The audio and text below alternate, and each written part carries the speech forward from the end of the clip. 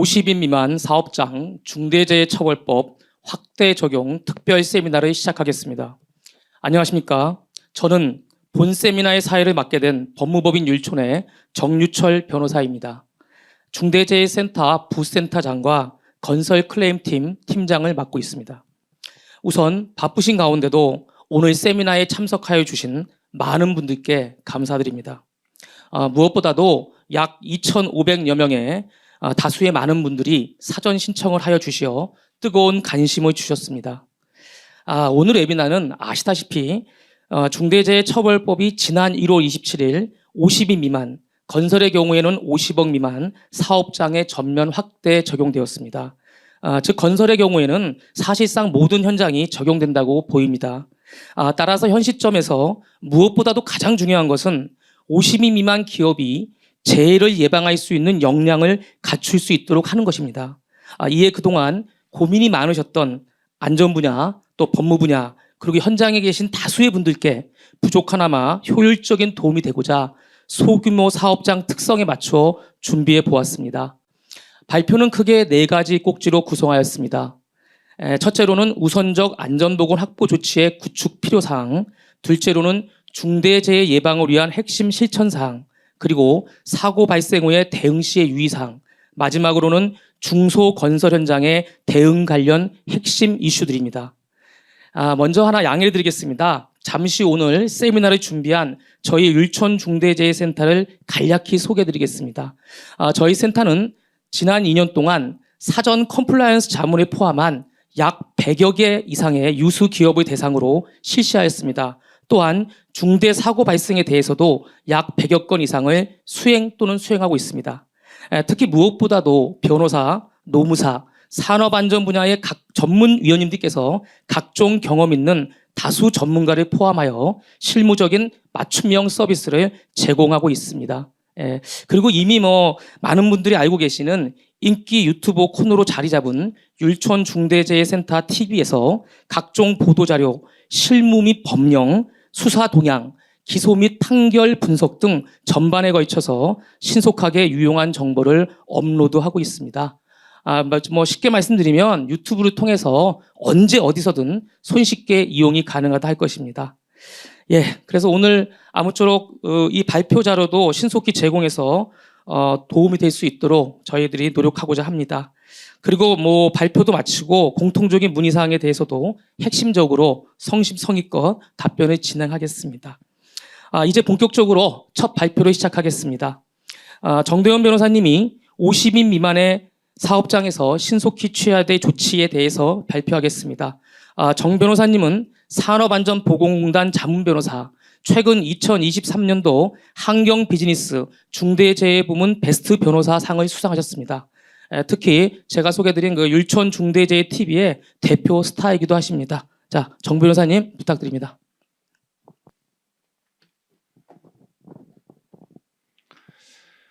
반갑습니다. 정대원 변호사입니다.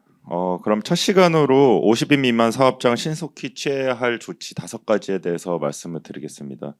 먼저 설명드리기 앞서서 50인 미만 사업장에 대한 확대 적용이 더 추가적으로 적용 유예되냐 맞냐 이게 논란이 많이 있었는데요. 그렇게 논란이 있었던 문제점들을 먼저 살펴보고 그런 문제점에 기초해 봤을 때 어떤 조치들을 우선적으로 취해야 될지 말씀드리도록 하겠습니다. 우선 중대재해처벌법이 시행된 지 이제 만 2년이 지났는데요. 그 중대재해처벌법의 효과에 대해서는 상당히 엇갈리는 평가들이 있는 것 같습니다. 일단 이 중대재해처벌법이 시행된 이후에 사고 사망자 수가 어떻게 변동됐나를 살펴보면 아직 24년 전체 4분기까지 포함한 통계가 공식적으로 발표되지는 않았는데 작년 이제 3분기까지 그 사고 사망자 수에 대한 발생 현황에 대한 고용노동부 자료에 따르면은 22년 동기 대비해서 사고 사망자가 좀 줄었고요. 전체 4분기까지 합해서 보면은 22년에는 644명 사고 사망자가 있었는데 500명대로 예상이 되고 있는 그런 상황입니다. 그런데 이 표에서 보시는 것처럼 특이한 점은 작년에 작년까지는 이제 50인 이상 사업장에 대해서 법이 적용됐었는데 실제 사고 사망자가 줄어든 거는 50인 미만 사업장에서 더 많이 줄고 50인 이상은 10명밖에 안 줄었더라. 그래서 이거에 대해서 평가가 나뉘는 것 같고요. 노동계에서는 오히려 이 사고 사망자가 줄는 게 중대재해처벌법이 실효적으로 작동을 했기 때문이다. 이렇게 하면서 적용을 유예하면 안 된다 이런 입장을 고수했고요. 반면에 오히려 이 중대재해처벌법의 집행기관이라고 할 수 있는 고용노동부에는 이거는 그 처벌보다는 예방이 중요하고 자율 예방 체계를 강조하다 보니까 이런 사고가 줄어든 것이지 중대재해처벌법의 효과라고 보기는 어렵다. 약간 이런 입장인 것 같습니다. 근데 이제 저희가 실무적으로 이제 자문을 하고 수사 대응을 해보면 확실한 사실은 긍정적인 요소로서 기업의 경영진들이 확실하게 안전보건에 대한 관심이 증대된 것은 분명한 것 같습니다. 그리고 기업들이 안전보건 관리 체계를 구축하려고 노력하고 인적으로도 강화하고 그런 것으로 보이고요. 다만 부정적인 요소로는 이게 안전보건 중대재해처벌법상 안전보건 확보 의무라는 게 어떤 절차와 매뉴얼에 관한 것들이 많다 보니까 과도한 문서를 생성하는 실무적으로 그런 애로사항이 있는 것 같고요. 그리고 안전보건 인력을 구성해 놓고 실제 예방을 위한 활동보다는 그 중대재해가 발생한 사업장 같은 경우에는 수사 대응에 그 인력이 더 소요되는 그런 부작용도 조금 있는 것 같습니다. 근데 이런 상황에서 50인 미만 사업장의 고민이자 어떤 이 법의 문제점으로 많이 지적되는 것들은 이 중대재해처벌법의 의무가 너무 많다. 그리고 그 의무 내용이 엄격하면서도 모호하다. 구조적으로도 이 50인 미만 사업장에 적용하는 거는 맞지 않다. 근데 이제 또 가장 문제되는 거는 그렇게 어떻게 준수해야 될지 모르는데 중대재해 발생하면 처벌이 징역 1년 이상 사망 사고에 간 경우에는 징역 1년 이상으로 처벌이 중하다 보니까 굉장히 이제 50인 미만 사업장의 사업주들이 고민이 많은 것 같고요.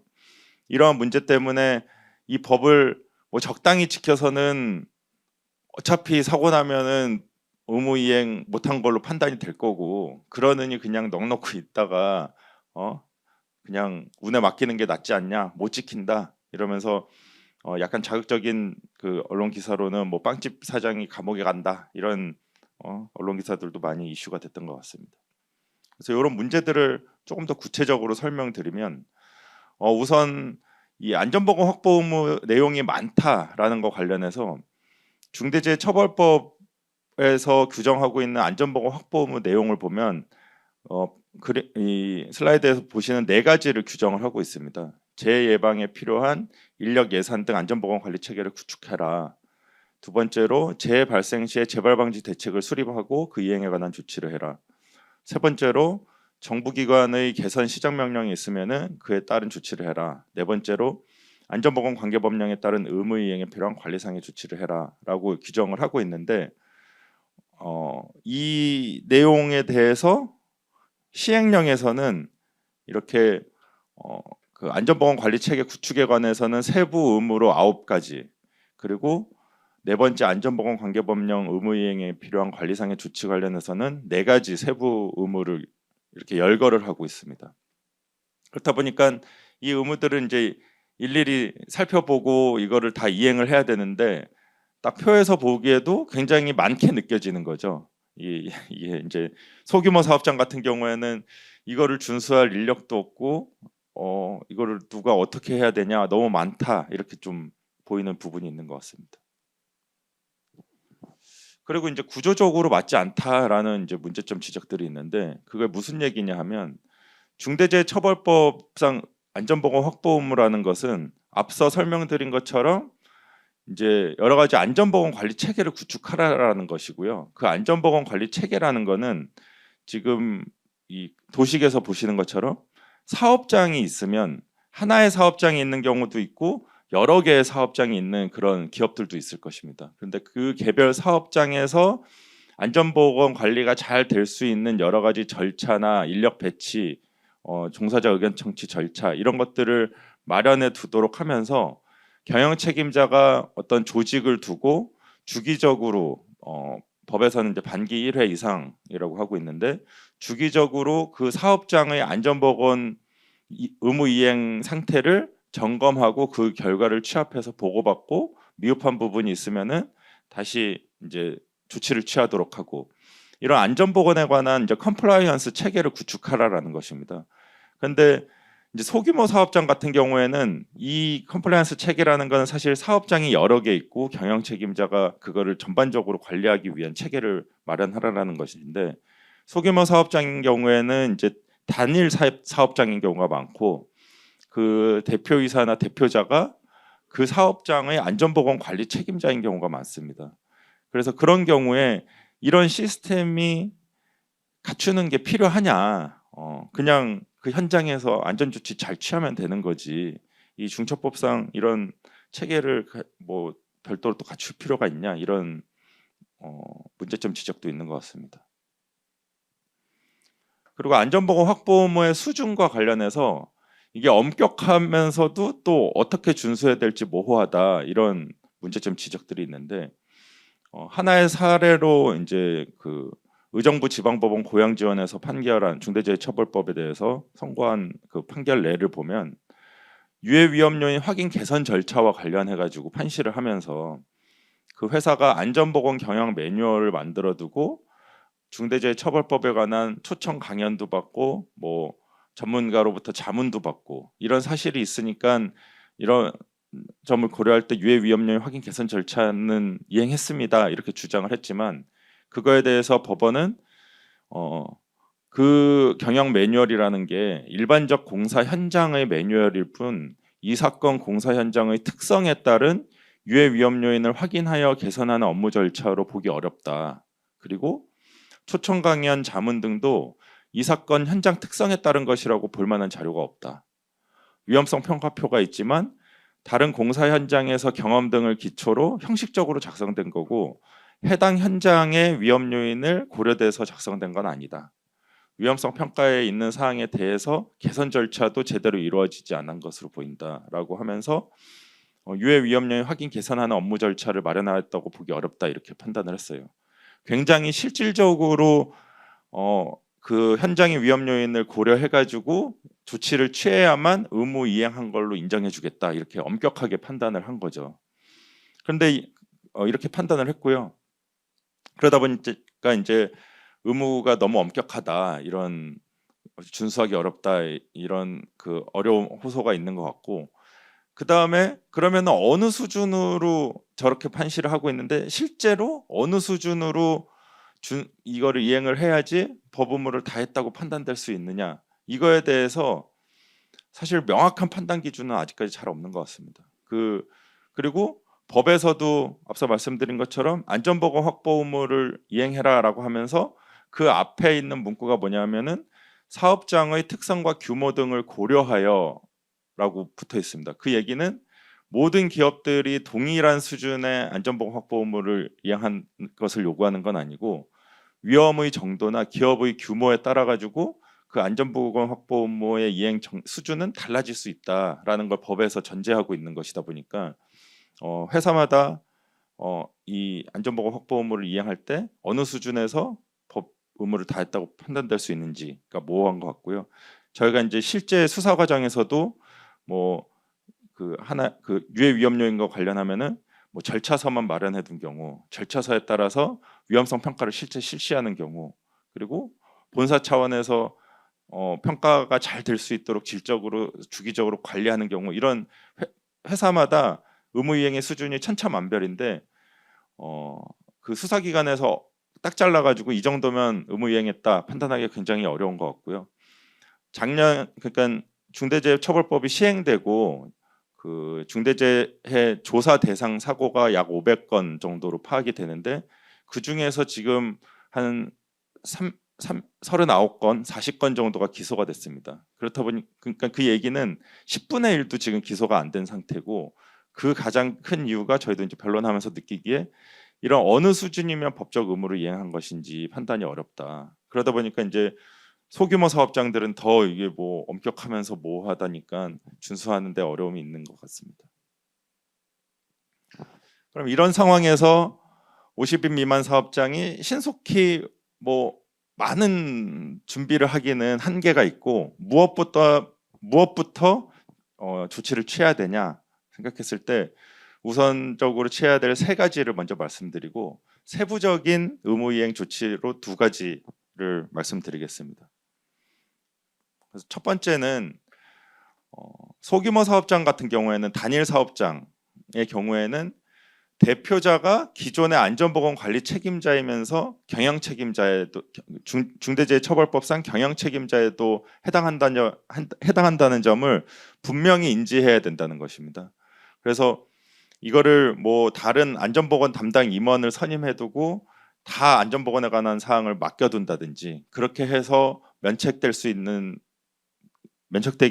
거의 불가능하다 이렇게 인지를 하시고 대표자가 요 중대재해처벌법 의무를 이행할 수 있는 조치들을 앞장서서 취해야 될 것으로 보입니다. 두 번째는 작업 단위별 관리 감독자를 지정하라라는 것입니다.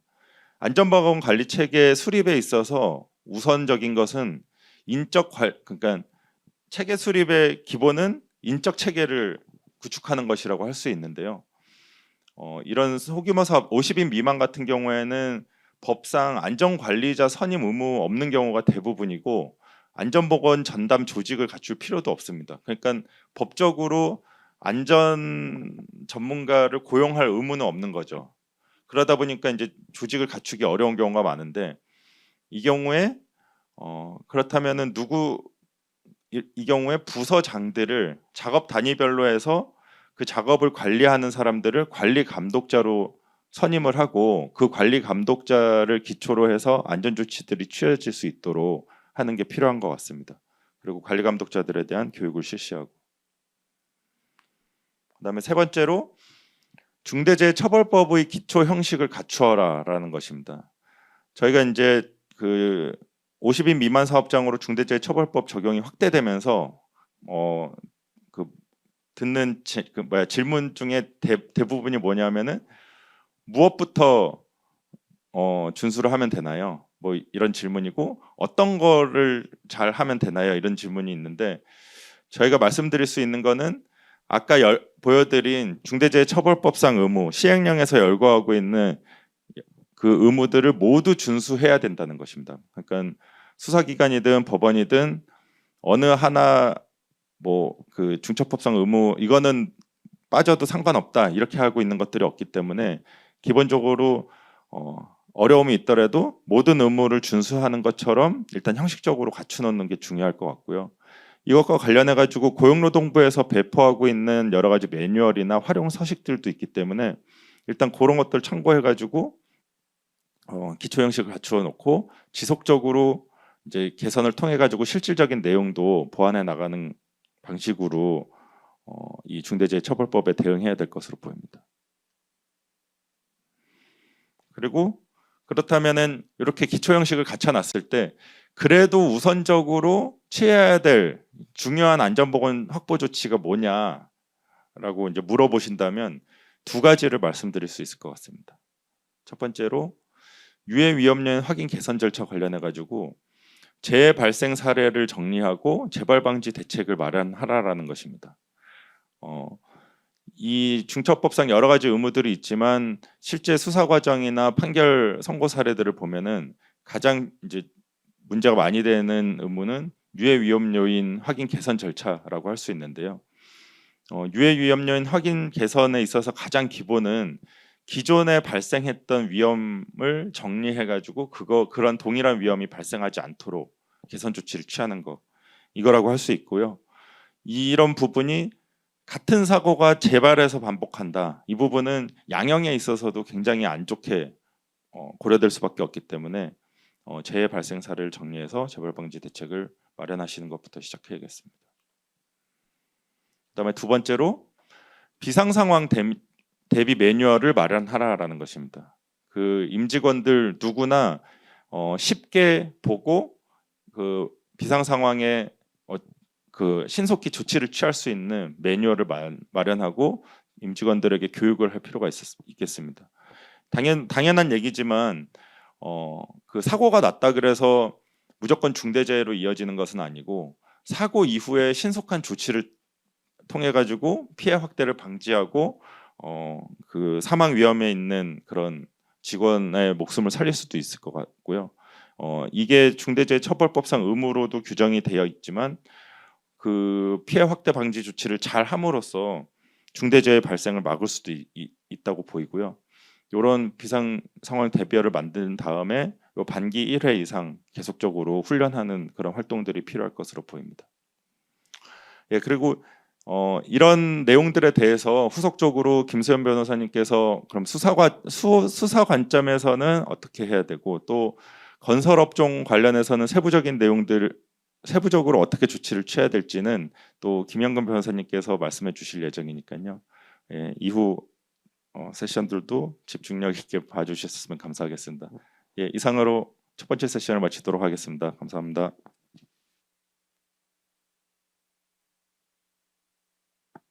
예, 정 변호사님 좋은 발표 감사합니다.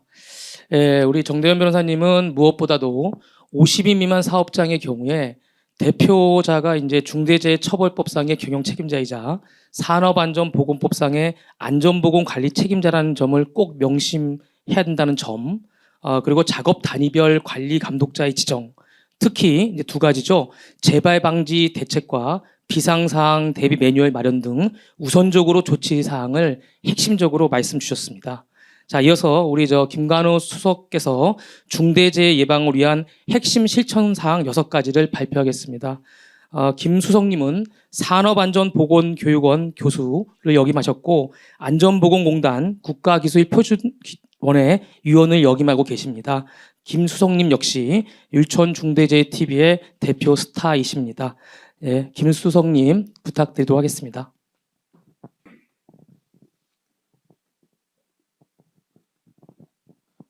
네, 안녕하십니까. 방금 소개받은 법무법인 율촌의 김관우 수석전문위원입니다. 제가 발표할 주제는 중대재해 예방을 위한 핵심 실천 사항 6가지입니다.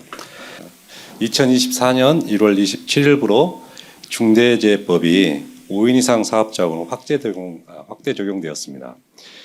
우리나라의 사업장 현황 수를 보게 되면 약 340만 개 정도 됩니다.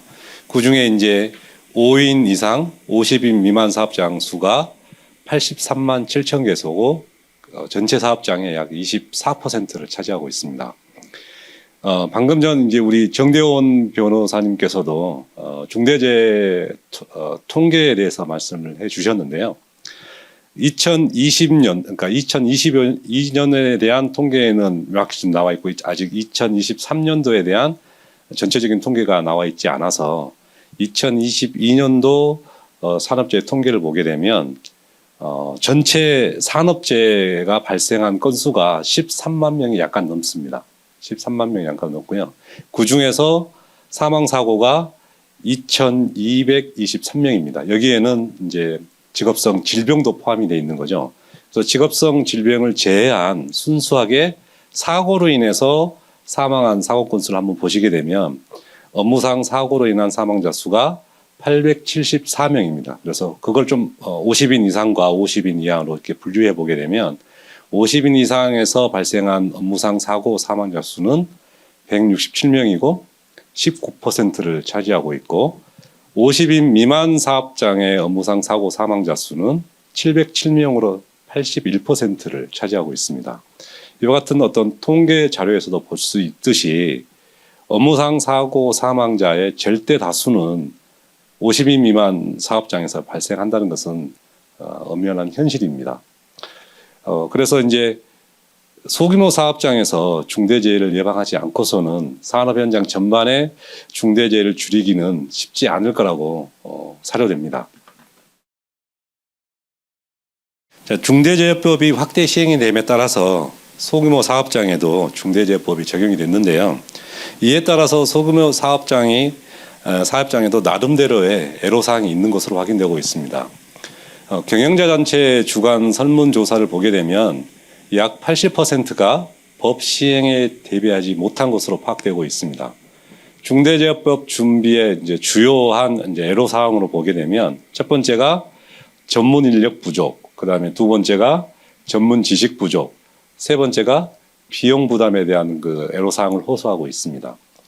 근데 이제 한편으로 이제 중립적인 기관인 이제 한국 안전협회에서 설문조사를 한 그 결과에 따르면 50인 미만 사업장도 81%가 안전보건 의무를 갖췄거나 준비되는 것으로 이렇게 파악이 되고 있습니다. 물론 이 중에 아마 거의 대부분은 준비했다고 하기보다는 준비 중일 것이라고 저는 생각을 하고 있습니다.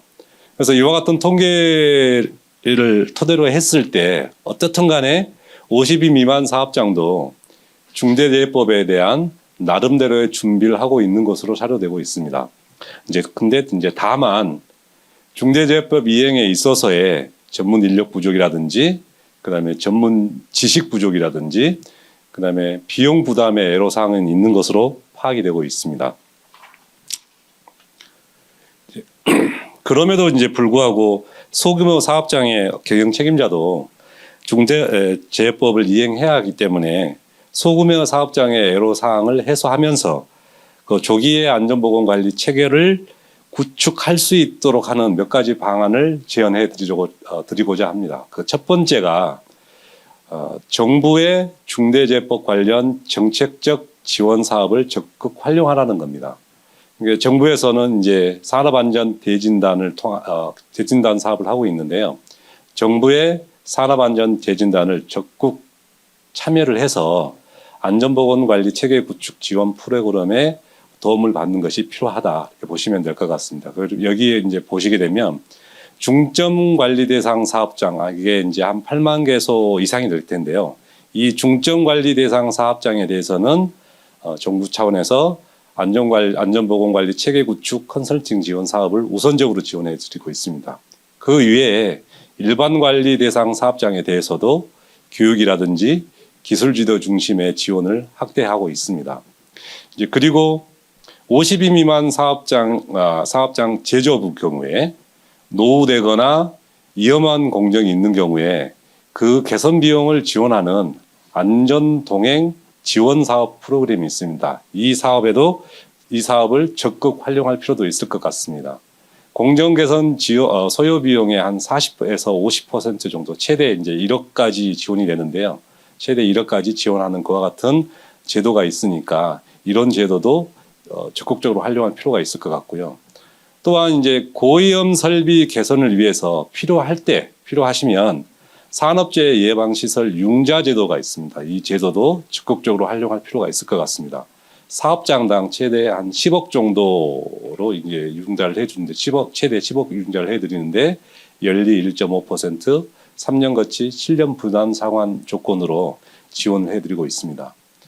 그리고 이제 고위험 사업장 같은 경우에 지역별로 또는 업종별로 협회 또는 사업주 단체 등이 지금 금년도부터 실행 예정인데요. 공동안전관리 전문가 제도를 하려고 하고 있습니다. 이 제도를 적극 활용할 필요도 있을 것 같습니다. 근데 이제 다만 올해는 이제 첫 해다 보니까 600명 정도의 공동안전관리 전문가들을 채용을 해서 활용하려고 하고 있는데요. 수요에 비해서 턱없이 이제 부족하리라고 생각을 합니다. 그렇지만 특히 이제 고위험 사업장 같은 경우에는 이런 제도도 활용할 필요가 있을 거라고 생각을 합니다. 그다음에 이제 두 번째로 원청과의 상생 협력 프로그램을 적극 활용하라는 겁니다. 그러니까 원청은 주로 이제 대기업이 되겠는데요. 도급 영역 위탁 시에 실질적으로 지배, 운영, 관리하는 책임이 있는 장소 등에 종사하는 협력업체에 대해서는 원청이 산업법 및 중대재해법상의 도급인으로서 안전보건 조치 의무가 있습니다. 그렇다 보니까 원청도 협력업체의 안전관리에 신경을 쓰고 있고 많은 지원 프로그램을 운영하고 있고 운영할 수도 있습니다. 그래서 협력업체에서도 원청이 지원하는 안전보건 지원 프로그램에 적극 동참할 필요가 있다고 보시면 될 것 같습니다. 가장 대표적인 게 뭐냐면 원하청 간의 상생협력 프로그램이라는 제도 자체가 명명이 돼서 운영하고 있는 그런 제도가 있으니까 이런 제도도 실질적으로 활용할 필요가 있을 것 같고요. 이제 세 번째로 어차피 이제 중대재해법은 어떻든 간에 50인 미만 사업장이라도 경영 책임자에게 그게 영향이 미치기 때문에 경영 책임자 스스로도 중대재해 예방을 위한 적극적인 노력을 할 필요가 있다고 보시면 될 것 같습니다. 중대재해법이 소규모 사업장까지 이제 확대 시행이 되었고, 앞에서도 보시면 아시겠지만 중대재해법 또한 중대재해가 소규모 사업장에 집중되고 있는 것은 엄연한 현실이기 때문에 경영 책임자 스스로가 노력을 하는 것 같은 의지를 가지고 있어야 될 것 같습니다. 따라서 중대재해 예방을 위해서는 경영 책임자의 적극적인 의지와 투자가 필요하다고 보이고요. 또 그리고 경영 책임자를 비롯한 종사자 모두가 중대재해 예방을 위해서 뭘 할 것인가를 또 알아야 하는 그런 측면이 있습니다.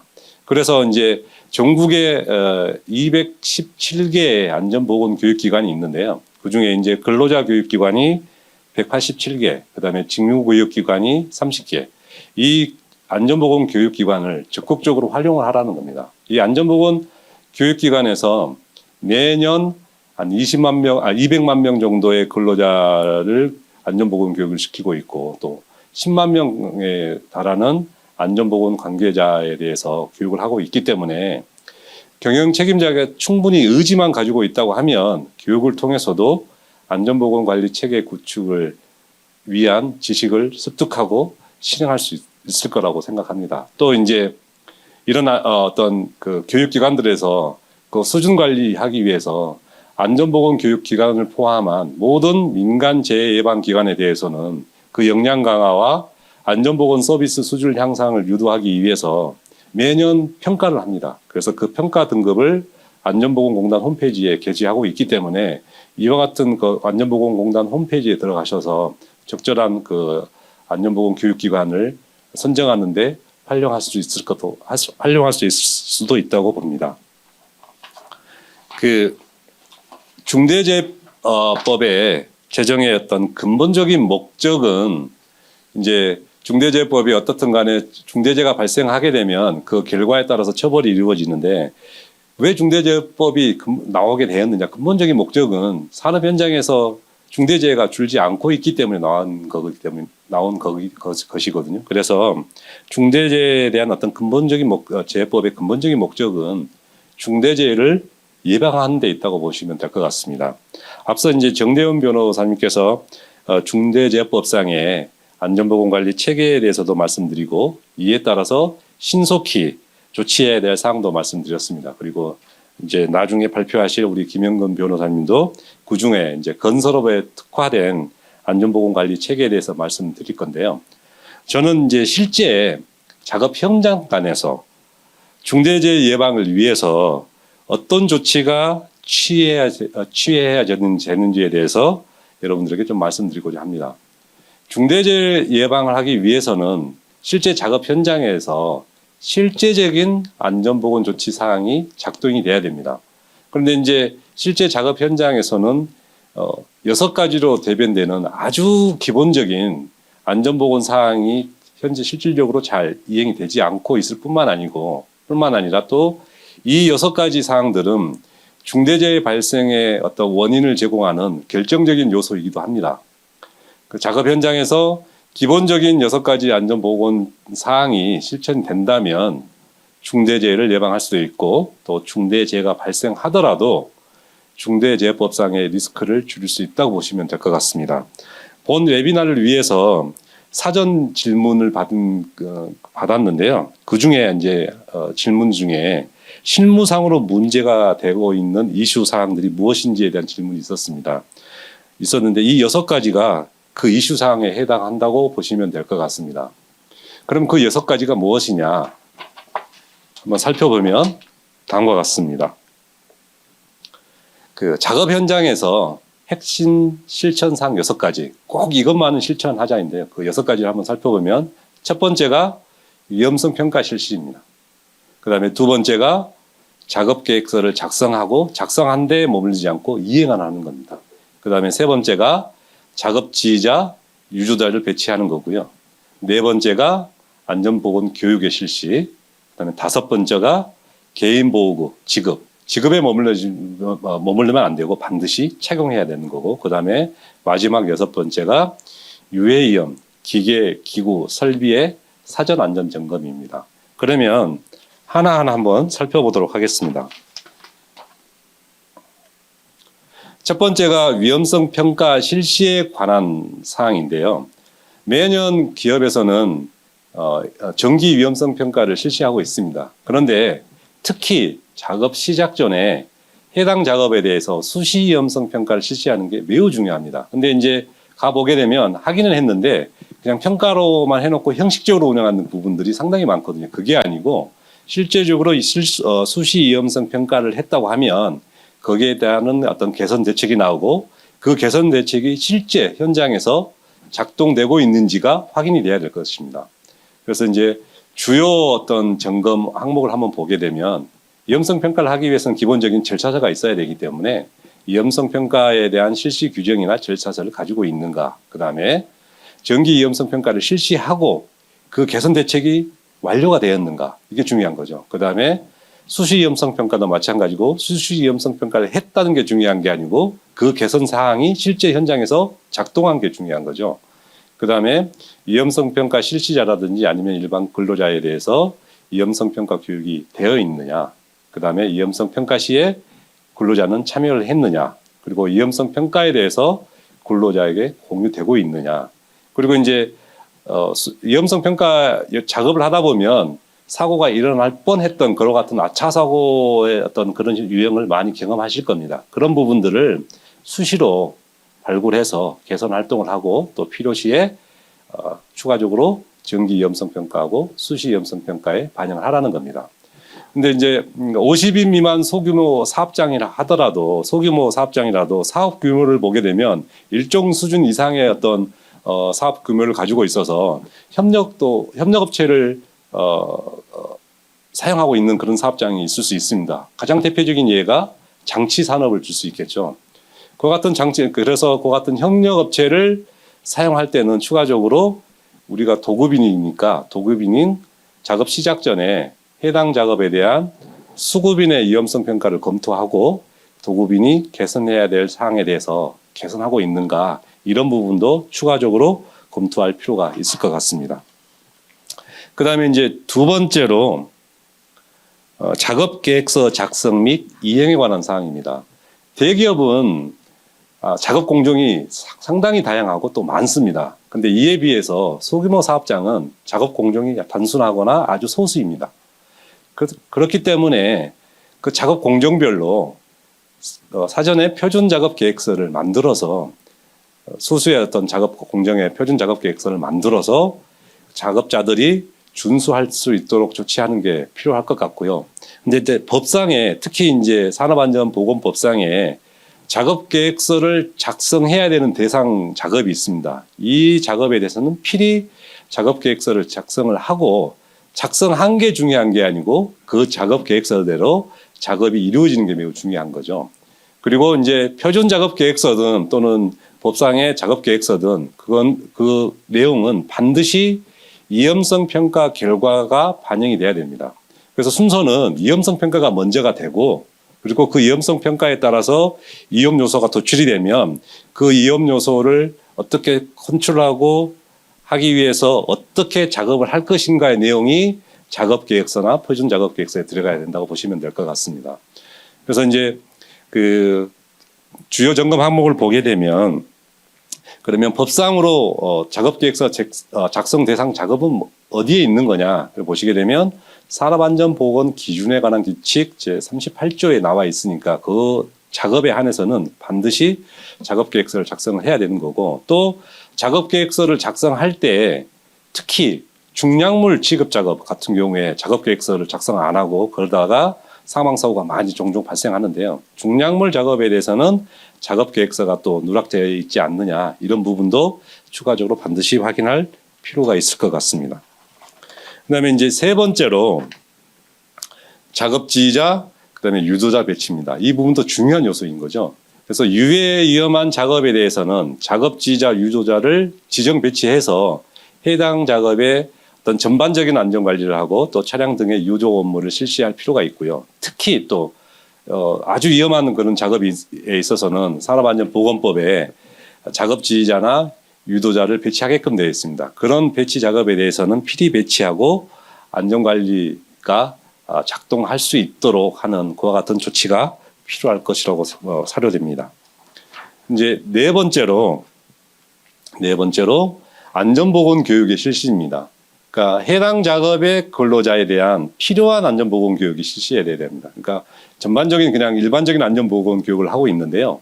꼭 그 작업에 있어서의 필요한 교육이 이루어지면 더 좋을 것 같다고 생각이 듭니다. 근데 이제 특히 특별안전교육 대상이 있습니다. 산업안전보건법상에 보시게 되면 이거는 특별히 위험하기 때문에 작업하기 전에 반드시 교육을 해라 하는 그런 부분들이 있는데 실제 현장에서 보게 되면 이런 부분들이 상당히 간과되고 있습니다. 그래서 특별안전 대상 교육이 대상 작업인 경우에는 필히 특별안전 교육을 실시하고 해당 근로자가 안전하게 작업할 수 있도록 하는 게 매우 중요하다고 보시면 될 것 같습니다. 마찬가지로 그러면 특별안전 교육 대상 작업이 어디에 있는 거냐, 어떤 게 특별안전 교육 대상 작업이냐, 산업안전보건법에 나와 있습니다. 그래서 산업안전보건법 시행규칙 별표 5를 보시게 되면 어떤 작업에 대해서는 반드시 특별안전 교육을 시켜야 되는지 그런 내용이 나와 있기 때문에 이런 부분도 체크해서 특별안전 교육을 실시하고 해당 작업자가 안전하게 작업을 할 수 있도록 하는 게 필요할 것 같고요.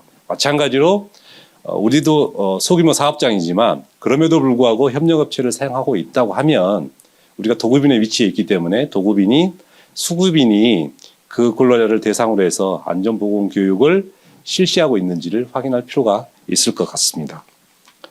그다음에 이제 다섯 번째로 개인보호 지급 및 착용입니다.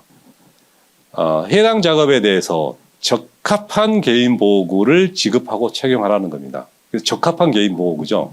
개인보호구를 착용하고 있는데 엉뚱한 개인보호구를 착용하고 있으면 문제가 되겠죠. 유해가스가 발생하는 사업장에 방독 마스크를 써야 되는데 방직 마스크를 쓰게 되면 아무런 의미가 없는 거죠. 그래서 해당 작업에 대해서 적합한 개인보호구를 지급하고 또 지급이 됐으면 반드시 착용돼야 되는 그와 같은 사항이 실천돼야 될 것 같습니다. 그다음에 이제 마지막 여섯 번째로 유해위험 기계기구 설비에 대해서 사전 안전 점검이 필요하다고 보시면 될 것 같습니다. 그래서 작업 시작 전에 유해위험 기계기구 설비에 대해서 사전 안전, 간이 안전 점검을 실시하는 거죠. 예를 들면 뭐 고소 작업대 같은 경우에 과상등 방지 장치가 없다든지 그럼 이게 문제가 될 수 있잖아요.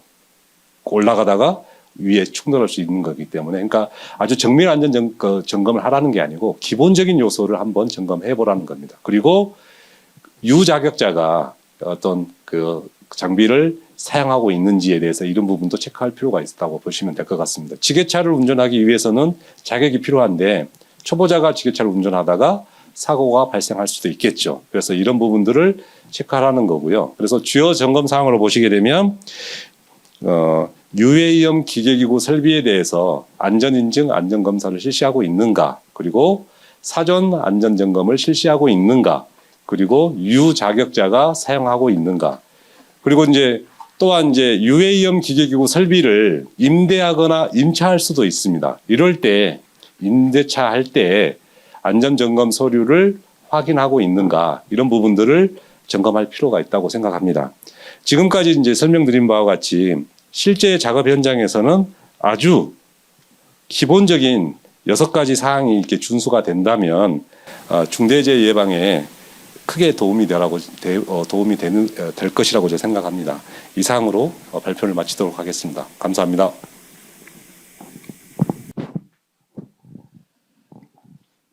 예, 좋은 발표 감사드립니다.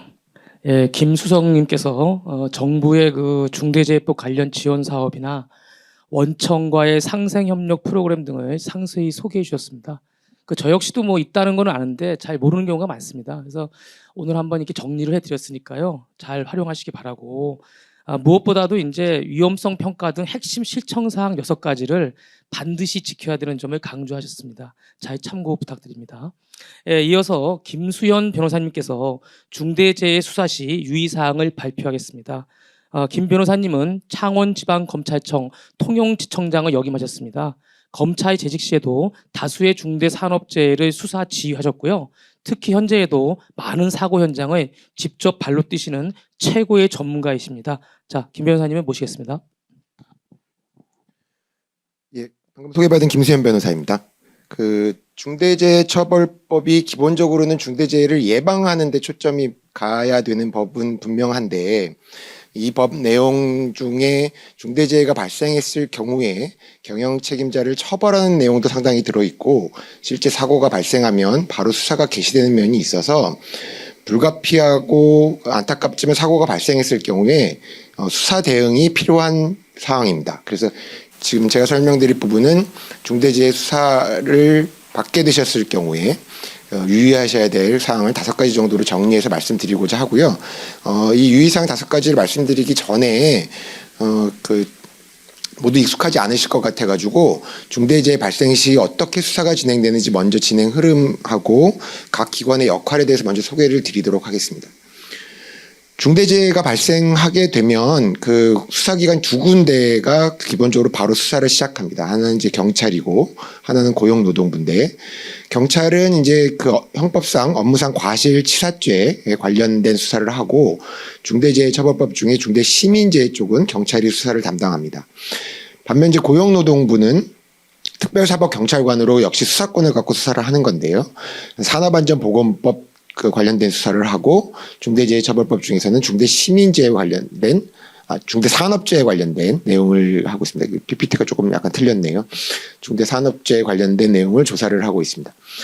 그 경찰하고 고용노동부가 조사를 하게 되면 뭐 당장 현장에 와서 뭐 참고인 진술도 받고 어떤 사람이 책임을 져야 되는지 특정이 되면 피의자 신문조서도 받고 자료도 제출받고 현장 감식도 하고 이렇게 조사를 쭉 진행하고요. 그 하게 되면 그 일행의 결론을 낸 다음에 검찰에 보냅니다. 그러니까 고용노동부는 검찰의 지휘를 받는 거지만 경찰은 이제 독자적인 수사권이 있기 때문에 지휘받는 건 아니고 일행의 결론을 내려서 검찰에 사건을 보내게 되는 거고요.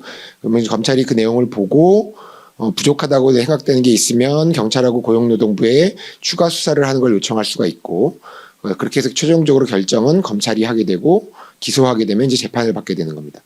그 외에 이제 고용노동부는 사고가 발생하면 바로 사고 현장에 대해서 특별 감독을 진행하고요. 그래서 이제 사고 원인과 관계 없더라도 산업안전보건법 관련된 의무가 다 이행이 되어 있는지 여부를 전부 그 전수조사처럼 하는 거죠. 그렇게 해서 법 위반 사항이 발견되면 별도로 산업안전보건법 관련된 사법조치가 있을 수 있습니다. 그리고 사고가 난 현장에 대해서 작업중지 명령은 거의 자동적으로 내려지고 있습니다. 조금 더 구체적으로 보면 고용노동부는 말씀드린 것처럼 중대산업재해 관련된 것과 산업안전보건법을 수사를 하는데 특별사법경찰관이기 때문에 수사권이 있고 역시 강제수사도 가능합니다. 지금은 그 6개 지방고용노동청하고 경기지청에 설정된 광역중대재해관리과에서 수사를 주로 진행하고 있습니다. 처음에는 산업안전보건법은 각 지청에서 별도로 했었는데 최근에는 중대재해처벌법, 중대재해관리과에서 중대재해처벌법과 산업법을 함께 지금 처리하고 있는 경향이 뚜렷하고요. 현장에 출동해서 바로 재발생 신고 접수한 즉시 가서 현장 관리자나 근로자 상대에서 원인 조사도 하고 관련 자료 제출 요구하고 필요한 진술을 듣고 그렇습니다. 주로 초기에 제출을 요구받는 자료들은 작업 계획서, 위험성 평가표, 아까 우리 김수석님께서 말씀하셨던 중요한 요소라고 했던 그것들이 역시 노동청에서도 바로 제출 요구하는 작업이고요. 작업 일보, 교육 증빙 자료 이런 것들을 쭉 제출을 요청해서 받아갑니다. 다음은 경찰은 말씀드린 것처럼 중대재해처벌법 중에서는 시민재해 관련된 것이고 업무상 과실치사죄를 주로 수사하는 것인데 이 업무상 과실치사죄는 기본적으로 변사사건부터 시작되는 겁니다. 그래서 변사사건에 대한 처리를 위해서 일단 사고 원인을 조사해야 되고 그 사망이 범죄로 인해 발생한 건지를 확인하는 과정에서 조사를 하는 거죠. 주로 중대재해 사건이 발생하면 지방경찰청 광역수사대가 수사를 담당하고 있습니다. 뭐 경우가 다른 경우는 좀 있습니다만 주로 그렇게 하고요. 경영 책임자는 이제 중대재해처벌법상 안전보건 확보 의무에 대한 책임자로서 중대재해처벌법 처벌 대상인데 경찰의 경우에는 중대재해처벌법 관련된 수사를 하지 않기 때문에 경영 책임자 조사는 잘 하지 않습니다. 근데 경영 책임자가 아닌 안전보건 총괄 책임자, 안전관리자 등등은 과실치사죄에 적용이 되기 때문에 직접 수사를 하는데 앞서 정대현 변호사님 말씀하신 것처럼 소규모 사업장인 경우에는 경영 책임자와 그러니까 그게 대표죠. 경영 책임자와 안전보건 총괄 책임자가 같은 경우가 많이 있을 수 있고 경우에 따라서는 안전관리자도 동일인일 수가 있습니다. 그럼 그렇게 되면 결과적으로는 경찰에서도 경영 책임자 조사를 어느 정도 하게 될 수도 있다라는 거는 뭐 가능한 일인 것 같습니다.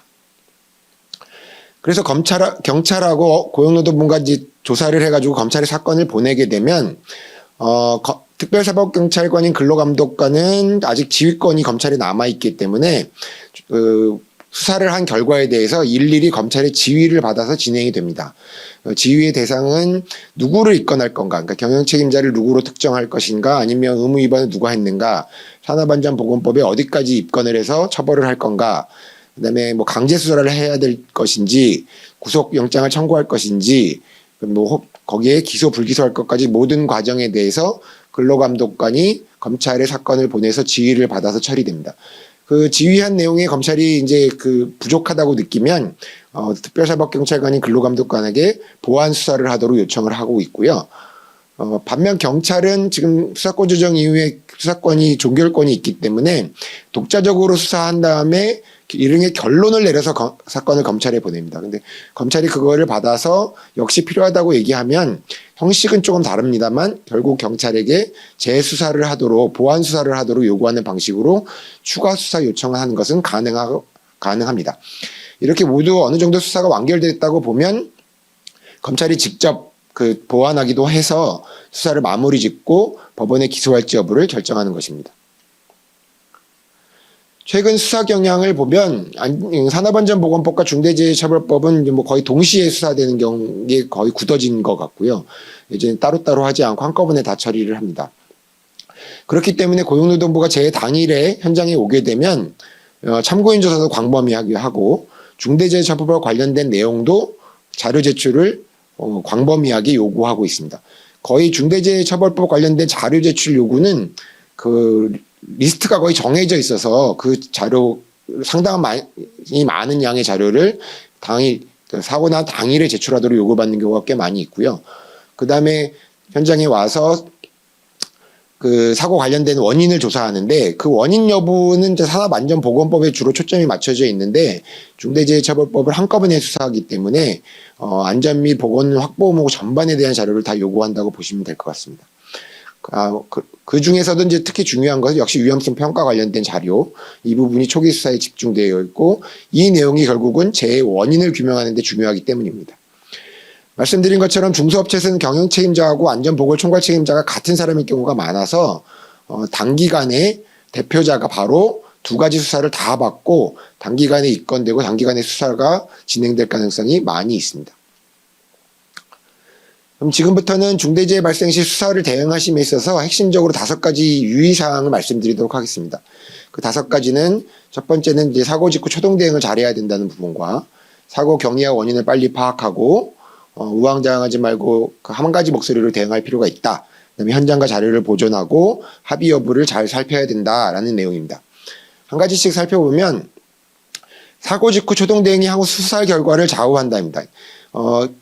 아까 말씀드린 것처럼 사고가 발생하면 경찰하고 근로감독관이 바로 현장에 출동해가지고 여러 가지 자료 제출도 요구하고 관계인들 조사도 하고 목격자 조사, 현장 소장 조사 이런 것들 다 하게 되는데 이 처음에 현장을 와서 현장의 감식도 하고 참고인 조사, 피의자 조사를 단기간에 집중적으로 하게 되면 그 하루 이틀간의 수사가 향후 이 사건이 어떻게 진행될지를 거의 결정하고 있습니다.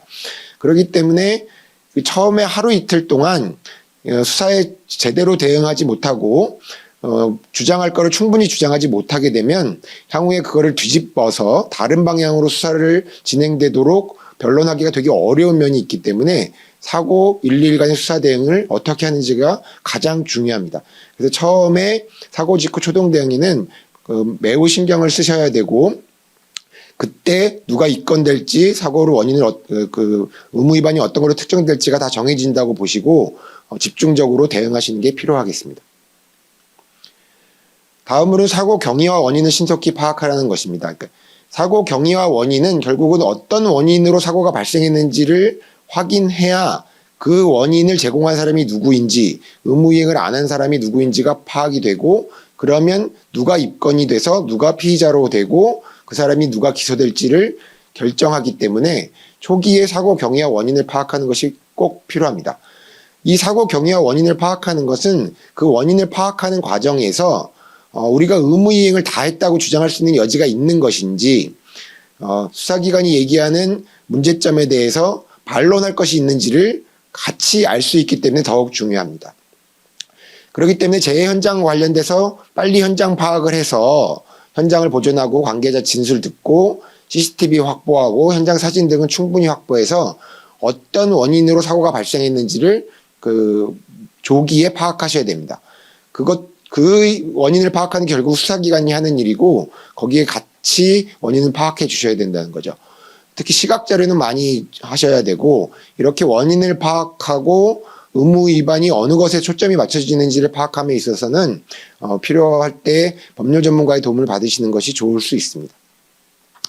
통상적으로 중대재해 발생하면 이제 당일에 말씀드린 것처럼 다 와서 조사를 하는데 이때 조사를 할 때 그 법률 전문가 도움 없이 조사를 하게 되는 경우에 간혹 오해되는 말을 해서 그것이 고정이 돼버리고 그 고정된 내용을 나중에 뒤집기 어려운 경우가 발생하기 때문에 조사에 잘 대응하셔야 되고 파악되지 않은 원인을 가지고 불필요하게 섣부르게 결론을 내려서 답변을 하게 되면 곤란한 경우가 발생할 수 있습니다.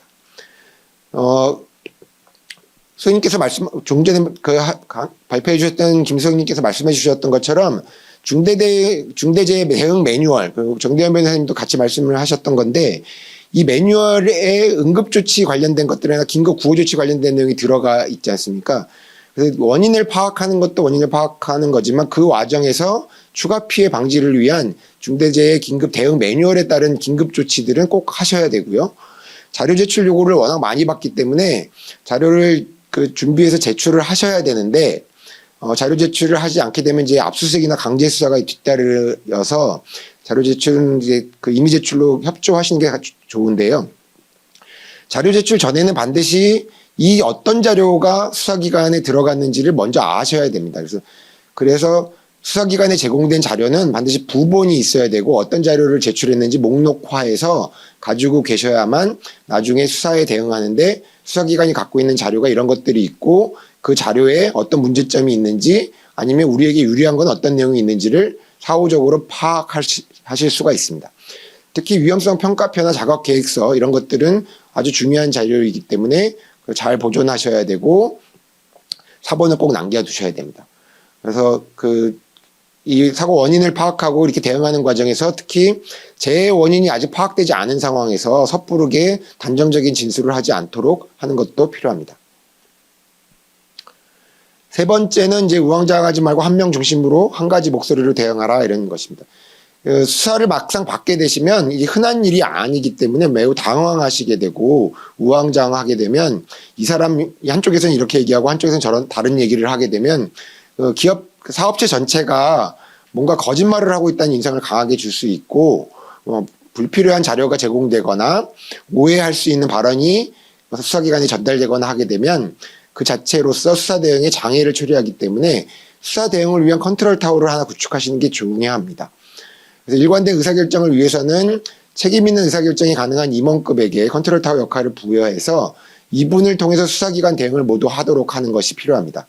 그래서 관련 직원들이 수사기관으로도 개별적으로 연락을 받더라도 이 컨트롤 타워 역할을 맡은 분에게 전달을 반드시 하고 이분이 수사기관과 연락을 해가지고 출석 일자나 필요한 자료 제출이나 이런 것들을 조율하시는 것이 효과적입니다.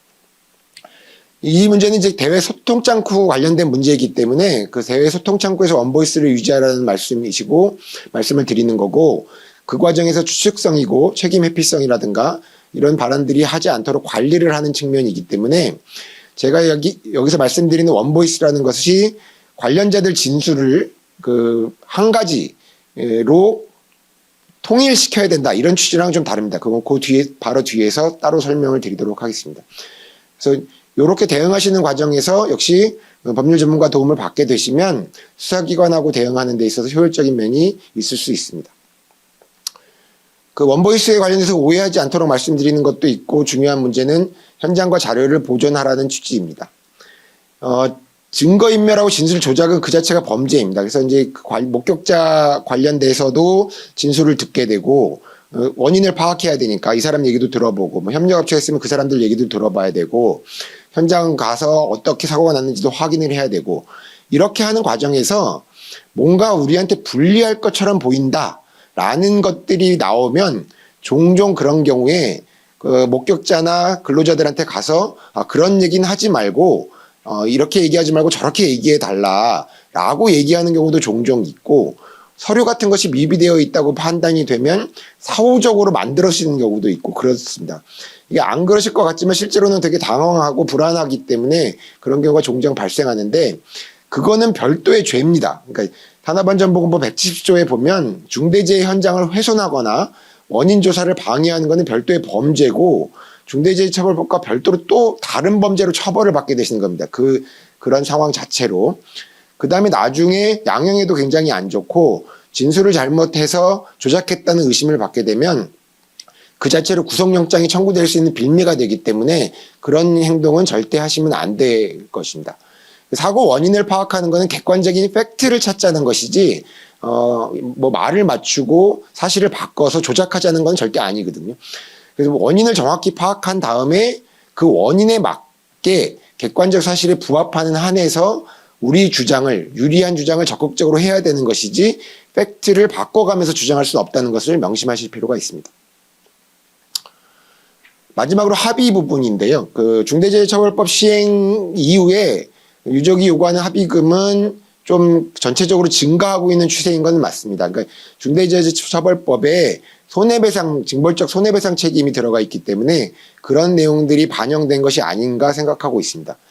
합의 여부는 수사 대응에 있어서는 중요한 문제이고 그게 양형에도 고려될 여지가 있고 수사기관으로서도 합의가 이루어지지 않고 유족이 강경한 태도를 유지하고 있으면 수사 역시 강경하게 진행될 수밖에 없는 여지가 있습니다.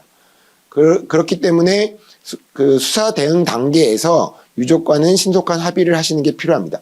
이 유족과의 합의가 내가 중대재해처벌법상 책임이 있다는 것을 인정하는 것과는 전혀 다릅니다. 그거는 유족에게 도의적 책임을 다하는 면일 수도 있기 때문에 법적 책임과 다를 수도 있으니 합의 여부 때문에 내 책임을 인정하는 것이냐라는 생각으로 합의를 미루실 필요는 없다는 말씀 드리겠습니다.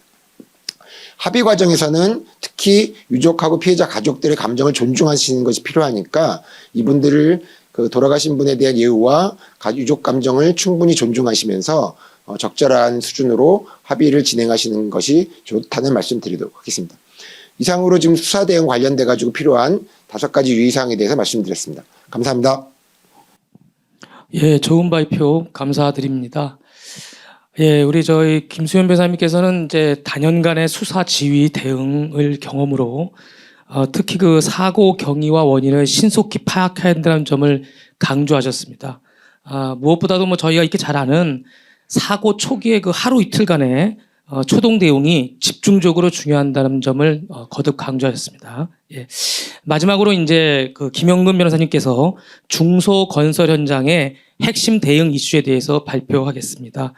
우리 김영근 변호사님은 서울지방변호사협회 중대재해처벌법 TF 위원을 지금 역임하시고 계십니다. 특히 사고 발생 시에 압도적으로 신속한 출동으로 적극적인 초동 대응을 맡고 계시는 베테랑 변호사님이십니다. 예, 김 변호사님 부탁드립니다.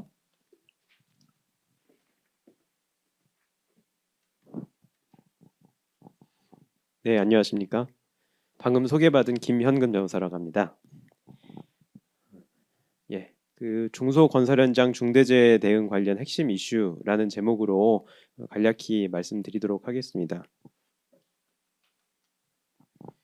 그 아시는 것처럼 중대재해처벌법이 이제 확대 적용이 됐고 그에 따른 건설업의 영향이 특히 클 것 같습니다. 말씀드려보자면 이제 그 본사와 현장을 포함해서 5인 이상 근로자가 근무하는 건설사 중에서 50억 원 미만 공사에 대해서도 중대재해처벌법이 확대 적용되는 것으로 지금 된 상태인데 이제 문제는 건설사의 경우에 특히 종합건설업 그 면허, 건설산업기본법상 이제 종합건설업이라는 것이 있는데 특히 뭐 토목공사업이든 건축공사업이든 토목건축공사업이든 일정 근로자 수 이상을 요구를 하기 때문에 종합건설업 면허 보유하고 있는 건설사의 사실상 모든 현장에 이제 적용이 될 수밖에 없는 상황이다 이렇게 볼 수밖에 없을 것 같고요. 특히나 그 건설업 사망 사고가 전체 산재 사고의 절반을 차지하는 상황에서 그 영향이 그 막대하다고 볼 수밖에 없을 것 같습니다. 그로 인해서 그 걱정도 많이 크실 것으로 보이는데요. 지금 특히 하청 업체, 그러니까 그 소규모 건설 현장을 가지고 있는 하청 업체 입장에서는 물론 이제 대표님의 어떤 처벌이나 이런 부분들도 당연히 고려를 하고 걱정을 하실 텐데 또 한편으로 생각해 보면 이제 원청 입장에서 생각을 해보면은 이제 하청 업체들의 사고가 계속 발생하면은 하청 업체의 사고로 인해서 본인이 또 문제가 되기 때문에 하청업체에 대한 관리를 굉장히 열심히 해왔고 앞으로는 더 이제 열심히 하려고 하는 분위기가 더 문화가 생성이 될 것으로 보이거든요. 그런 상황이라고 한다면 하청업체 중에 이제 이런 안전 분야에 대한 좀 관심이 소홀한 업체, 준비가 덜 된 업체에 대해서는 영업적인 측면에서도 이 운영상 굉장히 어려움이 있을 수 있다는 부분이 숨겨진 또 논점으로 나올 대두가 될 수가 있을 것 같습니다.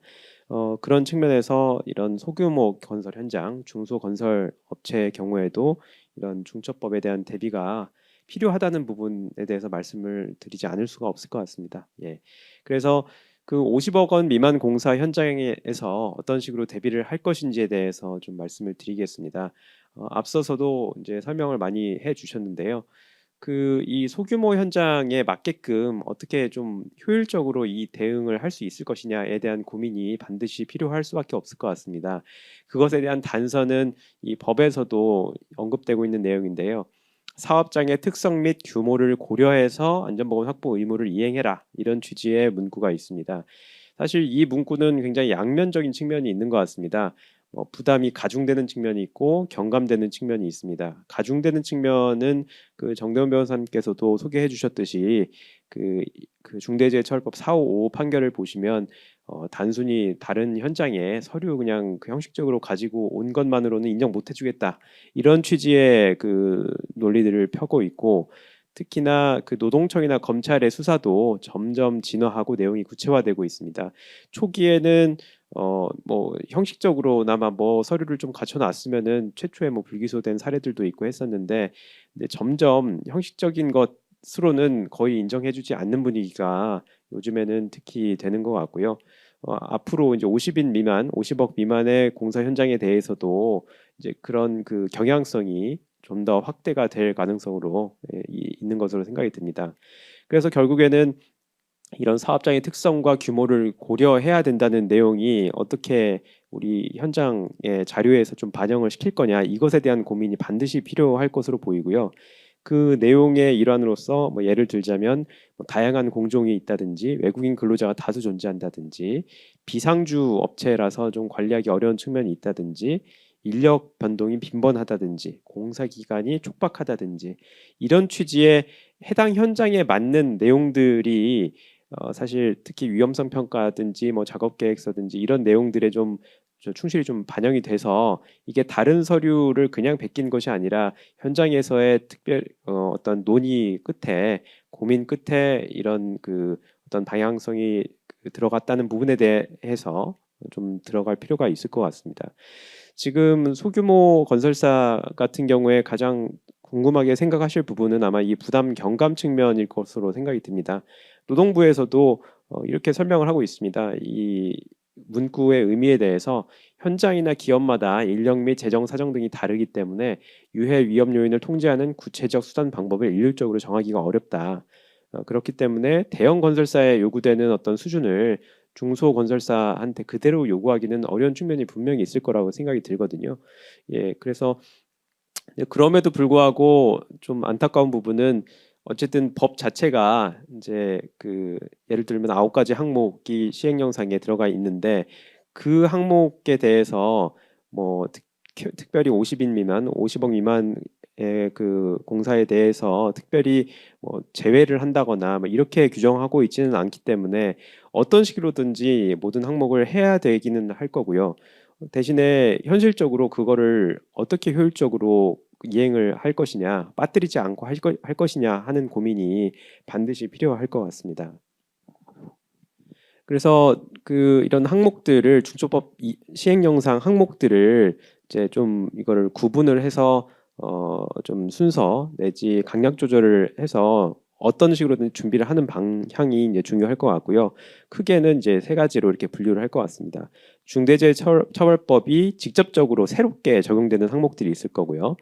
기존의 산업안전보건법에서 이미 이제 적용되었던 사항들이 중처법에도 이제 같이 중복되는 내용이 있기 때문에 만약에 기존의 법대로 산업법의 내용대로만 충실한다면 중처법에서 별도로 할 것까지는 아닌 사항들이 있을 거고 마지막으로 아예 적용이 제외된 항목이 있을 것입니다.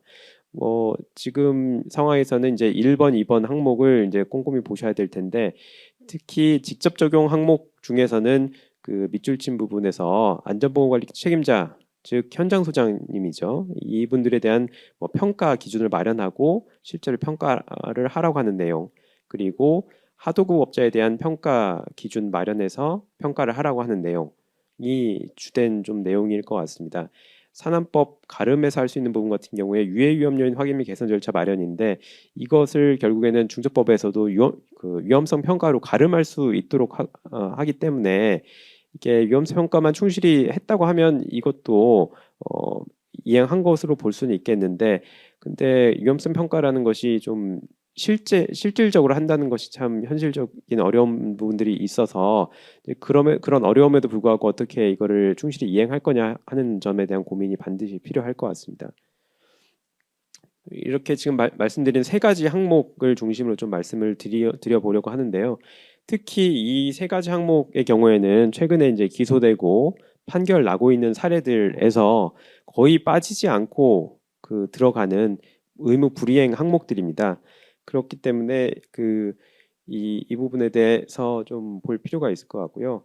특히나 이런 항목들, 특히 위험성 평가야 어쨌든 형식적으로나마 안 해온 현장들은 특히 건설 현장 같은 경우에 하기는 하는 것 같습니다. 대신에 이게 형식적일지 아니면 사후 작성일지 이런 정도의 이제 얼마나 충실하게 되느냐에 대한 차이는 있을지언정 해오긴 한 측면이 분명히 있거든요. 근데 현장 소장이든 현장 관리 감독자에 대한 평가 그리고 세 번째 협력업체에 대한 평가 이 부분은 사실은 한 중견기업 정도 되는 건설사의 경우에도 아예 안 하는 경우가 굉장히 많은 것 같습니다.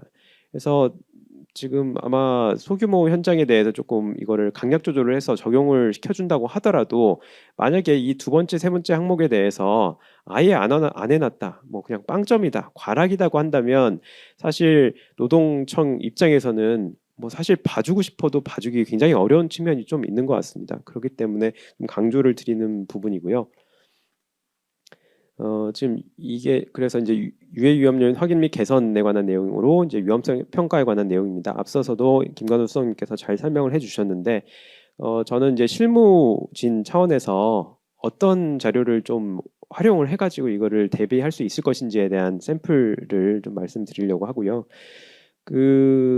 지금 인터넷만 찾아봐도 사실은 공단이나 고용노동부에서 여러 자료들을 좀 배포를 하고 있습니다. 여기 위험성 평가 관련해서는 작년 23년 5월 22일에 한번 개정이 됐었고요. 그 개정을 하면서 새로운 위험성 평가 지침에 따른 안내 사항들을 책자로 별도로 배포를 하고 있고 그거에 따른 서식 같은 것들도 굉장히 많이 배포를 하고 있는 상태입니다.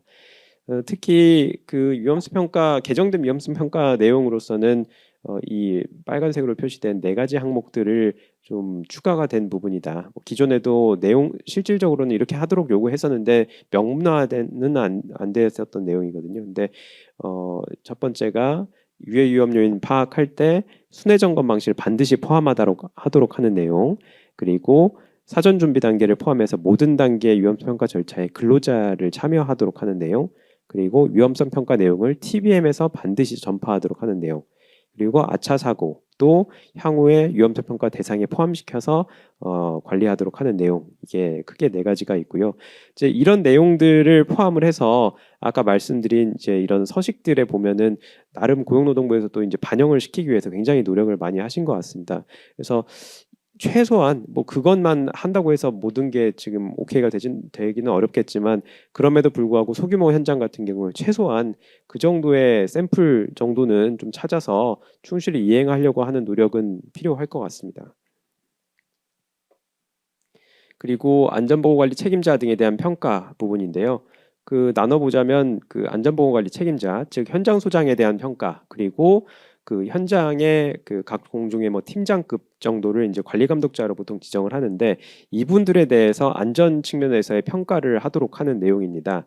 이걸 좀 구분을 해보자면 법적으로는 그 산안법 시행령상에 20억 원 이상 공사의 경우에는 안전보호관리 책임자를 별도로 두도록 규정을 하고 있기 때문에 20억 원 이상 공사의 경우에는 안전보호관리 책임자에 대한 평가, 그리고 관리감독자에 대한 평가가 필요할 거고요. 그리고 50억 원 미만 공사의 경우에는 관리감독자에 대한 평가가 필요할 겁니다. 예, 그래서 이 부분에 대한 평가도 역시 좀 나와 있는 서식들이 좀 있습니다. 그래서 좀 충분히 활용을 해서 그 평가를 진행을 하고 그 결과가 인사에 어떤 식으로든지 좀 평가가 반영이 될 수 있도록 하는 시스템을 반영을 하는 게 좋겠습니다. 이게 아무래도 이런 것들이 기존에 안 해왔던 업무이다 보니까 그냥 타성에 젖어서 그냥 아예 안 하는 경우들이 굉장히 많은데, 이 한번 샘플을 그냥 화면에 한번 띄워봤는데요. 그러니까 이런 것들이 이 정도의 샘플이 있기 때문에 실무진 차원에서는 최소한 이 정도를 활용을 해서 이 평가에 반영하려고 하는 노력들을 좀 해주십사 좀 말씀을 드리고 싶습니다. 네. 그리고 마지막으로 말씀드릴 게 이제 협력업체에 대한 평가 관련된 내용이고요.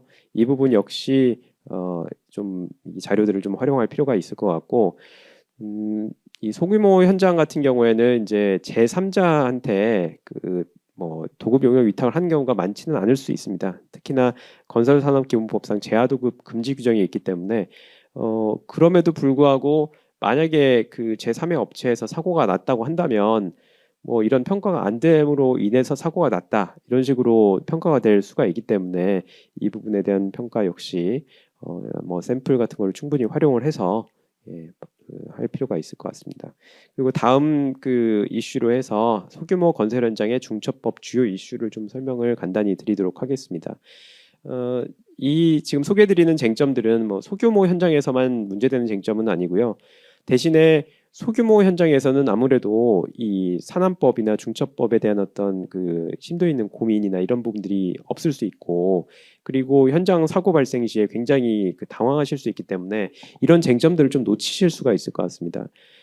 여전히 이제 논란이 있는 쟁점들이고, 뭐 변호인 입장에서는 죄가 안 된다는 취지로 주장하는 사안들인 반면에 수사기관에서는 뭐 죄가 된다는 점을 전제로 수사가 진행되는 사안이라서 민감한 쟁점들일 수는 있지만, 최소한 이걸 이제 제가 소개드리는 이유는 이런 쟁점들이 있으니 혹시 이런 사례가 발생했을 때 그 자포자기 하든지 이런 것보다는 혹시라도 그래도 뭐 대응할 수 있는 법률적인 대응하는 방향이 있지 않을까에 대한 어느 정도의 감각은 갖고 계시는 게 좋을 것 같아 가지고요. 좀 이슈를 소개를 드리겠습니다.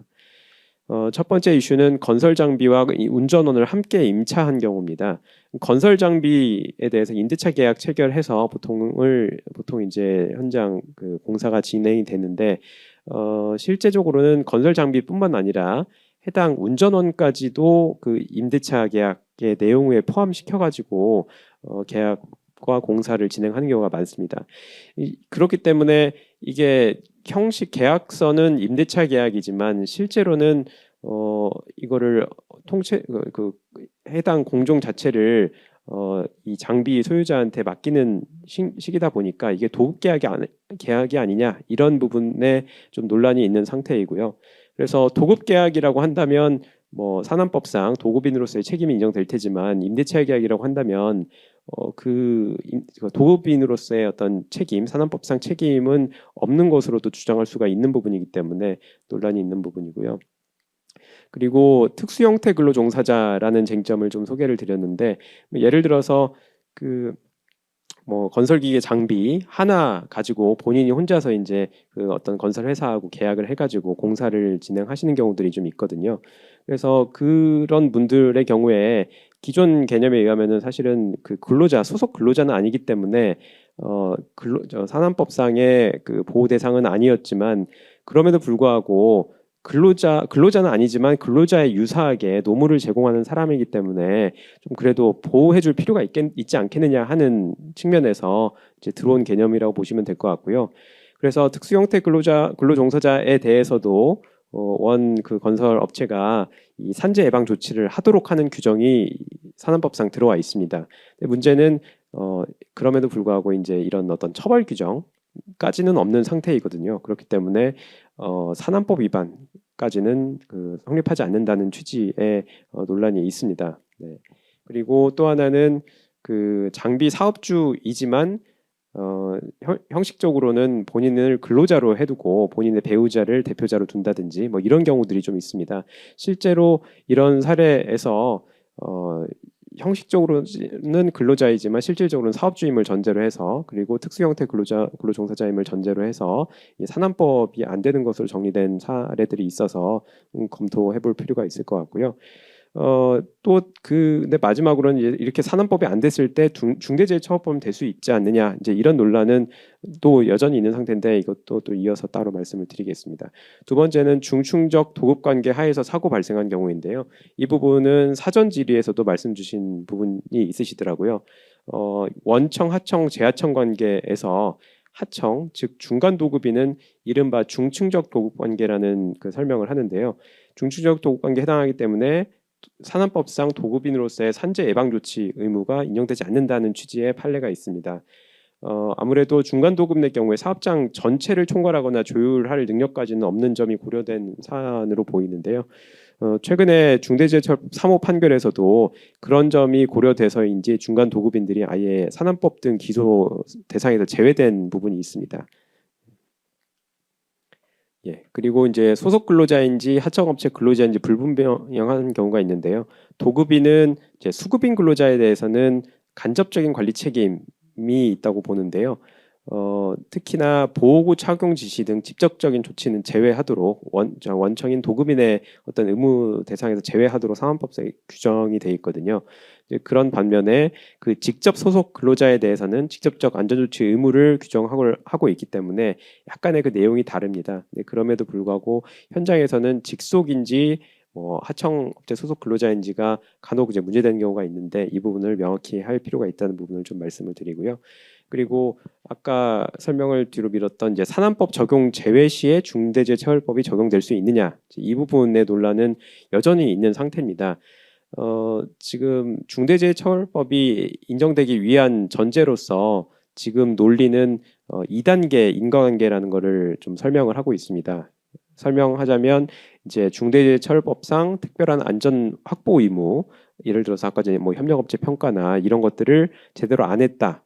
그로 인해서 산안법상의 안전조치 의무를 안 했다. 그게 이제 1단계의 인과관계이고 그리고 2단계의 인과관계는 그런 산안법상 안전조치 의무를 안 했기 때문에 사고가 발생했다. 이제 이렇게 그 구성이 되는 거거든요. 그런 그 구조 때문에 이 산안법이 좀 매개가 되는 경우에 이 중처법이 적용되는 것으로 그 되는 사례들이 거의 대다수라고 볼 수 있을 것 같습니다. 이제 산안법이 이렇게 매개되지 않은 일반 중처법 위반은 성립할 수 있겠느냐에 대한 쟁점은 여전히 문제가 되고 있는 사안이고, 저희 변호인 입장에서는 이게 어렵다는 취지이지만 현재 수사기관은 일단은 대상은 될 수 있다는 걸 전제로 수사는 진행하고 있는 상태라고 이해하시면 될 것 같습니다. 마지막 그 건설기계 하자로 인한 재해 발생 시 중대재해처벌법 적용 가부만 말씀드리고 마무리하겠습니다. 이게 지금 건설기계 자체의 하자 그리고 그 건설기계 자체의 하자이기 때문에 사실은 임차한 어떤 장비의 문제라서 우리는 빌린 업체, 건설업체일 뿐인데 우리한테 그 산안법이나 중처법상 책임을 묻는 게 맞느냐에 대한 약간의 이제 억울함이 있을 수 있고요. 현실적으로도 굉장히 많은 사례들이 발생하고 있습니다. 근데 뭐 법적으로는 이제 그런 대응을 당연히 이제 해야 될 건데, 근데 그럼에도 불구하고 이제 사전적으로 이런 어떤 노후 건설 기계가 현장 반입되는 부분에 대해서는 좀 관리가 필요할 것으로 보이고요. 특히나 요즘에는 이제 오래된 장비라고 하더라도 리컨디션 그 장비 그 절차를 통해서 좀 새롭게 정비된 그 장비들에 대해서는 좀 인증되는 어떤 그런 절차도 가지고 있고, 그 노후 기계들을 관리하는 업체들도 좀 있거든요. 그래서 그런 업체를 통해서 충분히 관리된 장비들을 현장에 이제 반입될 수 있도록 하는 좀 노력이 필요하겠다, 이런 취지로 말씀드리겠습니다. 예, 이상 마무리하겠습니다.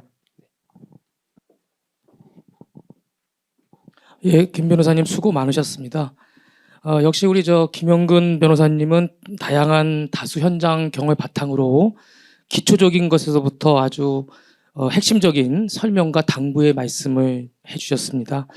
이상으로 오늘 발표를 모두 마치고 곧바로 이어서 공통적인 핵심 문의사항에 대해서 진행하겠습니다. 먼저 양해 말씀을 드릴 것이 사전 질의를 상당히 많이 해주셨어요. 굉장히 내용도 풍부하고 좋은 내용도 많았습니다. 다만 아쉽게도 시간 관계상 공통적인 몇 가지 사항에 대해서 저희가 좀 가려서 충실히 답변을 드리도록 하겠습니다. 참고 사항으로 이제 다수 질의 내용 중에 보면요, 저희가 기존에 이제 중대지휘센터 TV를 통해서 올린 주제들이 상당히 많이 겹치고 있습니다. 대표적으로 안전보건 관리 체계 구축을 어떻게 하느냐, 분기 및 반기 점검의 중요 사항은 뭐냐, 또 불법 파견 사례라든지 도급인 관련 각종 이슈, 또 발주자 관련 이슈, 그리고 작업 계획서 관련된 쟁점, 주요 판결의 해석이나 최근 동향 등이 많이 망라되어 있는데요. 기존에 제가 계속 반복드리지만 저희 중대재해TV 유튜브를 시청하신다면 상당한 도움이 예상이 됩니다. 그리고 이제 핵심적인 질문 중에 협력사와 관련된 안전 진단이나 원청의 의무, 평가 등도 굉장히 이제 많은 내용을 이루고 있는데요. 이 부분은 신속히 저희가 추가로 유튜브로 제작도 하고, 또 핵심적인 사항을 개별 산업 업종에 맞추어서 세미나도 준비를 하고 있습니다. 예, 이제 마지막으로 Q&A 답변 진행에는 우리 정대원 변호사님하고 김영근 변호사님이 수고해 주시겠습니다. 두 분 변호사님 부탁드립니다. 네. 사전 질의 사항들을 좀 꼼꼼히 봤는데, 그 생각보다 이 5인 이상 상시 근로자 수에 대한 그 질문들이 많이 있으시더라고요. 아무래도 이제 5인 이상의 경우에 5인 미만은 이제 적용이 없다 보니까 이제 좀 궁금해 하시는 것 같습니다. 그래서 뭐 이 부분은 민감하지는 않은 내용인데 아무래도 좀 기술적으로 궁금해 하실 만한 내용일 것 같아서 좀 간단히 소개를 드리겠습니다. 일단 상시 근로자 수 산정 방식은 이제 각 쟁점마다 이게 약간 그 산정 방식이 다르긴 하는데, 일단 우리 중대재해처벌법상 그 상시 근로자 수 역시 근로기준법 시행령 규정을 좀 참고를 하면 될 것 같습니다. 이 산정 방식 이제 참고로 법 적용 사유 발생일 1개월 전까지 사용한 근로자 연인원, 그러니까 이제 1개월 동안 이제 하루에 뭐 예를 들어서 5명이면 이제 그거를 다 더하는 거죠. 다 더한 다음에 같은 기간 중에 가동 일수로 나누면은 이제 하루에 근무한 평균 그 근로자 수가 나오겠죠. 이제 그거를 상시 근로자 수라고 이제 보시면 될 것 같습니다. 조금 예외는 있는데, 예. 그리고 이제 상시 근로자 수의 일용직 근로자 포함 여부, 이 부분도 좀 고민이 있어서 질문하신 분도 계시더라고요. 어쨌든 이 부분의 경우에는 뭐 일용직이든 알바생이든 시간제 근로자든 다 포함하는 것으로 돼 있고, 단 파견 근로자의 경우에는 이제 이 근로기준법 시행령상에는 이제 제외하도록 돼 있는데, 또 파견법상에 보면은 파견 근로자는 그 산안법의 적용에 있어서는 또 그 사업주, 그러니까 이제 파견되어 있는 그 회사의 그 대표를 이제 사업주로 오는, 예, 그 규정이 또 있기 때문에 이게 적용되냐 안 되냐 좀 이런 논란이 있는 상태라고 보시면 될 것 같습니다. 그리고 하청업체 소속 근로자도 원청 상시 근로자에 포함되는지, 그러니까 이 상시 근로자 수 포함 해당 여부는 해당 소속 그 직원 수만 일단 보시면 될 것 같고요. 예. 그래서 그리고 이제 사무직 근로자만 있는 경우도 중첩 복종 대상인지 일단 해당하는 걸로 보시면 됩니다. 물론 이제 사고 가능성이 좀 적다는 측면에서 이게 좀 소홀하실 수는 있지만 어쨌든 만에 하나라도 사고가 난다고 한다면은 이제 적용될 수밖에 없다는 측면을 말씀을 드리고요. 마지막으로 좀 사례를 들어서 이렇게 질문을 해주신 분이 계셔서 좀 말씀을 드리자면 건설 현장 예를 들어서 본사에 2명이 있고 A 현장에 우리 소속 3명이 있다. 소장 1명, 직영 2명. 그리고 B 현장에는 소장 1명만 있다. 그리고 나머지 1명은 용역이다. 이렇게 됐을 때 B 현장에서 사고가 발생했다고 하면 이게 그 중소법 적용되냐 이제 이런 취지인데 결국에는 이 본사와 시공 중인 모든 현장 상시 근로자 수를 합산해서 적용 여부를 판단하기 때문에 일단은 법 적용이 된다 이렇게 볼 수밖에 없을 것 같습니다. 두 번째 공통적인 질문은 오늘 세미나에 참석하신 분들을 보니까 50인 미만 사업장 소속이신 분들도 있지만 50인 대규모 사업장이지만 자기 이제 협력업체 중에 50인 미만인 경우가 많아서 협력업체 관리를 어떻게 해야 되냐 이런 질문들도 많으신 것 같습니다. 그래서 일단 말씀드릴 수 있는 거는 기존에도 원청이 지배 운영 관리하는 사업장 내의 작업에 대해서는 도급 용역 위탁한 경우에도 다 이 중대재해처벌법이 적용되기 때문에 협력사에 대한 안전관리에 있어서 근본적으로 달라지는 것은 없습니다. 다만 이제 해당 협력사에 대해서도 50인 미만인 협력사에 대해서도 중대재해처벌법이 적용이 되기 때문에 어떻게 보면 이제 협력사에 대한 안전 진단을 할 수 있는 근거가 더 마련됐다 이렇게 보실 수 있는 것 같고요. 관련해 가지고 질문 주신 게 그렇게 해서 이제 원청이 협력사의 안전 진단 활동을 하는데 그러한 안전 진단을 거부하는 경우가 있다고 합니다. 그런 경우에 이에 응하도록 할 수 있는 법적 근거가 있냐 이런 질문을 주셨는데요.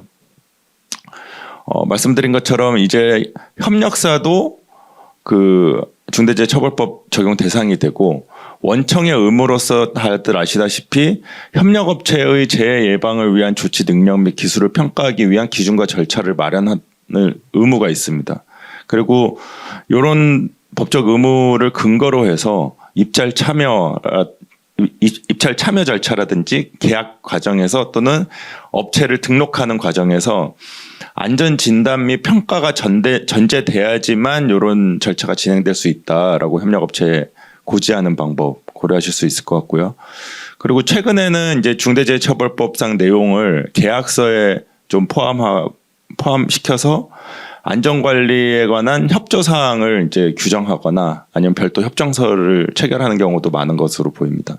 그리고 그런 주요 내용으로는 수급인은 중대재해처벌법, 산업안전보건법 및 안전보건관계법령을 잘 준수하겠다 이런 내용이 들어가야 될 것 같고요. 유해 위험 요인 확인 개선 사항 등 의무 이행 확인에 위해서 필요한 자료는 도급인이 열람할 수 있도록 협조해라 이런 내용들. 그리고 재해 발생 시에는 즉시 도급인에게 통지하고 필요한 조치를 취해라라는 내용들이 들어갈 수 있을 것 같습니다. 예. 각 업종별로 중대재해처벌법 안전보건관리체계 어떻게 구축하냐 이제 이 부분에 대한 좀 질문도 많이 있으셨던 것 같습니다. 업체를 통해서 이제 컨설팅을 받으시는 것도 방법이실 것 같고 이제 각종의 이제 모임을 통해서 이제 좀 업체들 간에 회사들 간에 이제 정보 공유하는 이런 것들도 굉장히 중요할 것 같습니다. 아까도 잠시 소개드렸지만 이제 고용노동부나 공단에서도 주요 20개 업종에 대해서 어떤 업종별 중소기업 안전보건관리 체계 구축 가이드나 자율 점검표 이런 것들을 많이 좀 배포를 하고 있습니다. 그래서 좀 충실히 활용할 필요가 있을 것 같고요. 아까 수석님께서도 말씀하셨듯이 정부 지원이나 이런 부분들도 좀 활용을 할 필요가 있을 것 같습니다. 예, 네 번째 질의사항은 안전보건관리 책임자 등에 대한 평가 방법에 관한 건데요. 소규모 사업장인 경우에 대표이사가 안전보건관리 책임자에 해당하는 경우도 많다 그랬고 그러면 그런 경우에 평가를 어떻게 해야 되냐 그리고 관리감독자에 대한 효과적인 평가 방법이 있느냐 이런 질문들이 많으셨는데요. 요거에 먼저 답변하기에 앞서서 제가 아까 첫 세션에 말씀드릴 때 이 중대재해처벌법상 의무 중에 열거돼 있는 의무 중에 어느 것만 준수하면 되냐라는 거에 대해서 다 준수해야 된다. 그러기 위해서 그렇기 때문에 기초 형식을 갖추는 것부터 시작해라라고 말씀드렸었는데요. 그게 뭐 형식만 일단 갖춰라 이런 의미는 절대 아니고 일단 시작은 그런 어떤 고용노동부 자료라든지 이렇게 시장에 나와 있는 자료들을 활용해서 형식부터 우리 회사가 아직 역량이 안 되니까 준수 못해 이렇게 하는 것이 아니라 작은 단계에서부터 조금씩 발전시켜 나가는 안전보건관리 체계를 구축하자 이런 의미로 말씀드린 거고요. 요 평가 방법도 평가에 있어서도 마찬가지입니다. 사실 갑자기 없던 평가를 하려 그러면은 이제 어려움은 있겠지만 이 안전보건관리 책임자, 관리감독자를 평가하라는 이유는 그 사람을 평가해가지고 뭐 잘하는 사람한테 상을 주고 뭐 내부적으로 누가 일 잘하는지 알고 있어라 이런 의미라기보다는 안전조치를 제대로 안 하고 있는 뭐 안전보건관리 책임자, 관리감독자가 있으면은 그런 시정될 수 있도록 관리하라는 의미이거든요. 그렇기 때문에 평가 기준, 평가를 실행하는 것뿐만이 아니라 피평가자에 대한 피드백을 통한 관리가 중요하다라는 말씀을 꼭 드리고 싶고, 효과적인 평가 방식으로는 이게 정성적으로 평가하게 되면은 평가하는데 노력도 많이 들고 시간도 많이 드는 것 같아요. 그래서 우리 회사의 작업 특성을 고려할 때 잘 준수해야 되는 안전보건 활동에 대해서 평가 지표, 정량 지표로 삼을 수 있는 평가 요소를 삼고 그런 것들은 이제 실시간으로 뭘 하면은 뭐 10개를 해야 되는데 하나, 둘, 셋 뭐 이렇게 실시간으로 확인할 수 있기 때문에 그거를 본인도 알고 자기가 부족한 부분을 즉시 개선할 수 있도록 그렇게 관리하는 게 필요할 것 같습니다. 마찬가지로 대표자가 안전보건 관리 책임자라고 돼 있는 경우도 그러면은 대표자를 누가 평가하냐 이게 이제 궁금해하시는 분들이 많은데 이때 평가는 어떤 상급자가 부하 직원에 대한 그런 평가가 아니라 말씀드린 것처럼 안전관리가 잘 안 되고 있는 부분을 개선시키기 위한 거기 때문에 대표이사가 안전보건 관리 책임자라고 하더라도 평가 관리의 대상이 된다라고 보시고 마찬가지로 어떤 정량적 지표를 활용해서 그 안전보건 조직이 대표이사님 잘하고 있는지 해가지고 알려드리고 그런 활동도 필요할 것 같습니다. 예, 이상입니다. 예, 드분 변호사님 너무도 수고하셨습니다. 오늘 지금까지 경청해주신 모든 분들 감사드립니다. 이제 오늘 특별 세미나를 마무리토록 하겠습니다. 경청하신 바와 같이 소규모 사업장, 기업이라 하더라도 안전보건 확보 의무의 내용이 축소 적용되기는 어렵다는 점을 저희가 잘 알 수 있겠습니다. 또한 위험성 평가 등 기본적인 사항을 이행하지 않는다면 사고 발생 가능성이 커지고 사고 대응 역시 어려워질 것으로 보입니다. 무엇보다도 사고에 따른 억울함이 없고 기업 경영에 도움이 될 수 있도록 체계적인 대응이 필요하다고 할 것입니다. 아무쪼록 오늘 세미나에 참여하신 모든 분들께 감사를 드리며 앞서 말씀드린 바와 같이 오늘 발표 자료들을 저희가 신속히 정리해서 제공드리도록 하겠습니다. 그리고 또한 유튜브에 업로드도 병행을 하겠습니다. 그리고 후속적인 세미나도 지속적으로 예정토록 하겠습니다. 저희 율촌 중대재해센터는 성심껏 사전사고 대응에 최선을 다하고 전문적인 정보를 신속히 공유할 수 있도록 노력하겠습니다. 많은 관심과 성원을 부탁드립니다. 이상으로 세미나를 마치겠습니다. 감사합니다.